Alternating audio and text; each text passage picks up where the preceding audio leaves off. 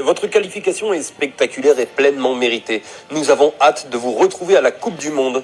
Les Grenadiers font aussi réagir en Inde. Le média Times of India écrit « La soirée a offert d'autres scènes dignes d'un conte de fées. Haïti, contraint de disputer ses matchs à domicile au Curaçao, en raison de troubles politiques, a décroché sa première qualification pour une Coupe du Monde depuis 1974, après une victoire cruciale 2-0 contre le Nicaragua. » En Espagne, le journal AS écrit « Dans un groupe où figuraient deux sélections compétitives et traditionnelles comme le Costa Rica et Honduras, la modeste Haïti s'est frayé un chemin grâce à de petits pas en avant. L'équipe haïtienne n'est tombée que face à son rival hondurien et est devenue la meilleure équipe en déplacement du groupe C, confirmant ainsi une première place qui lui ouvre les portes de la Coupe du Monde. » Pour la version anglaise d'ESPN, le chemin d'Haïti vers la Coupe du Monde ne passe pas par la maison.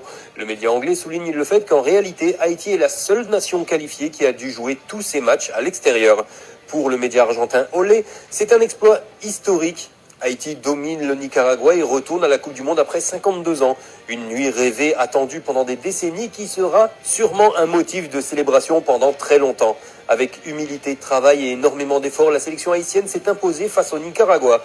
Et toujours d'après le média argentin, ce fut mérité. La sélection est sortie pour tuer ou mourir dès la première minute, consciente de ce qui était en jeu.